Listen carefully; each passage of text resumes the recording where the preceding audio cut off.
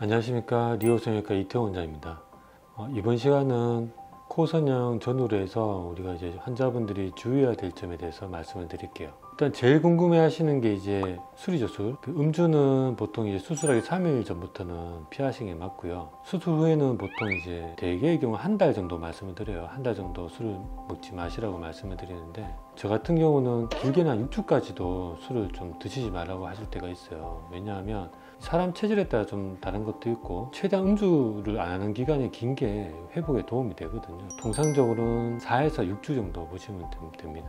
그리고 흡연 같은 경우는 안 하는 게 제일 낫죠. 그리고 의사로서 얘기 드릴 때는 최소 한 달은 피해라. 정 안 되면 2주 이상은 꼭 담배를 피거나 간접 흡연도 되게 안 좋거든요. 왜냐하면 이제 점막이 있는데 점막에 낳는 걸 이제 방해가 될 수 있단 말이에요. 이 흡연 같은 경우는 이제 산소 포화도를 떨어뜨리잖아요. 그러면 상체의 회복이 더딜 수 있어요. 재수술 같은 경우에 정말로 심한 재수술인데다가 피부가 너무 얇으면 산소 치료를 하는 경우도 있거든요. 그 말은 산소 치료를 해서 산소 포화도를 올려야지 상처 회복된 게 좋은데, 거기에 뭐 담배는 산소 포화도도 떨어뜨릴 뿐만 아니라 여러 가지 물질들이 있잖아요. 유해 성분이 있는데 그 부분이 상처를 나는데 방해가 될 수 있다는 거죠.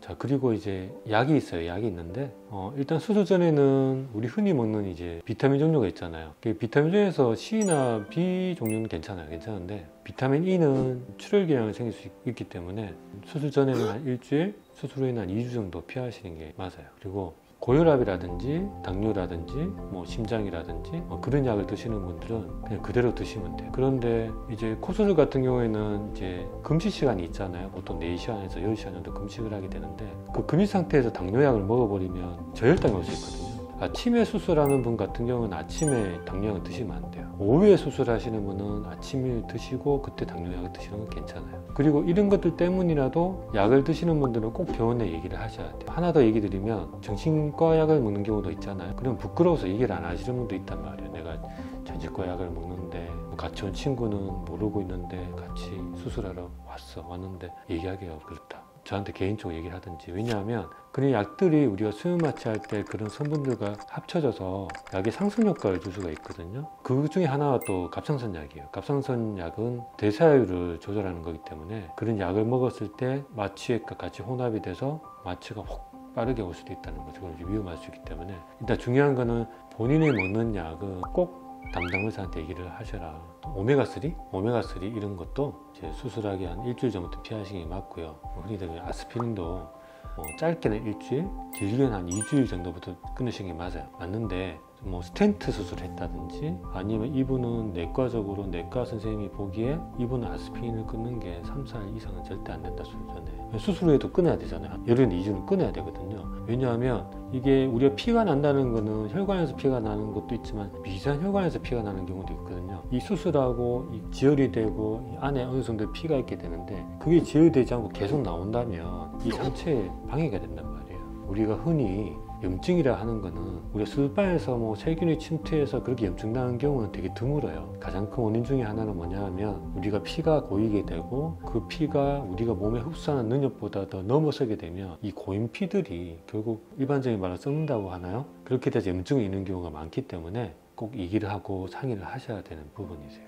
그리고 생활적인 습관에서 말씀을 드린다면, 비염이 있으신 분들, 우리가 수술하는 부위는 뭐 비중격 같은 경우는 저 안쪽에 비중격을 떼고 점막 같은 데를 건드리지만, 귀를 쓴다 하면은 점막 자체를 많이 건드리진 않거든요. 이 붓기란 게 이 밖에서 봤을 때 이게 안쪽으로, 저 안쪽에 콧구멍 안쪽으로 붓기가 이렇게 내려간단 말이에요. 펴져 있는 코를 이렇게 모아줬을 때 바깥쪽과 안쪽 중간에 벽이 이렇게 모아질 거 아니에요. 모아지고 부으면 거기에 콧물이 생긴단 말이에요. 거기다 코는 우리가 또 한 달 동안 풀지 말라고 하잖아요. 그 이유는 뼈하고 실리콘이 얘가 접착력이 있어서 붙는 게 아니란 말이에요. 결국 이제 실리콘이 있으면은 위에 골막이라는 게 있는데 골막이 옆에 붙어서 이렇게 붙게 되는데, 기침을 하면 이게 붙는데 방해가 될 수 있고 공기가 안에 차면 위하고 접착이 안 되니까 안 좋거든요. 그래서 우리가 수술하고 이 테이핑을 막 이렇게 콧물이나 이런 게 심했을 때 이제 비염약이라든지 콧물약이나 그런 거는 심하면 좀 처방을 받아서 드시거나 아니면 일반 약품을 먹는 것도 괜찮으세요. 또 많이 궁금해 하시는 게, 원장님 그 코 수술하고 부딪혀서 실리콘이 팩 돌아가면 어떻게 하나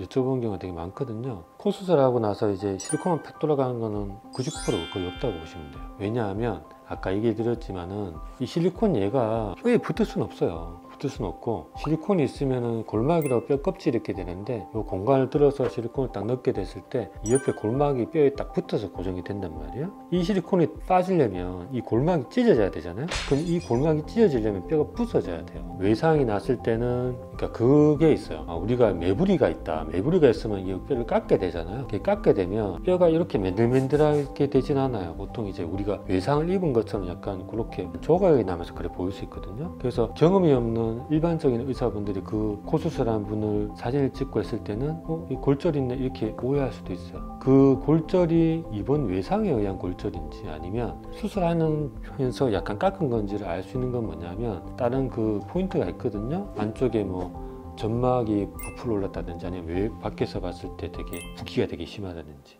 석 달 정도 조심하면 될 것 같아요. 지금까지 이제 코 수술 전후로 해서 환자분들이 주의할 부분에 대해서 설명을 드렸습니다. 근데 가장 중요한 거는 잘 모르겠고 궁금한 거는 수술 전후에 병원에 문의를 하시는 게 가장 좋으세요. 그리고 자기가 먹는 약은 솔직하게 담당의라든지 직원을 통해서 물어보는 게 가장 효과적인 방법이 될 것 같습니다. 주의사항에 잘 주의하시고 좋은 수술 받길 바랄게요. 감사합니다. 리오 성형외과 이태용 원장이었습니다.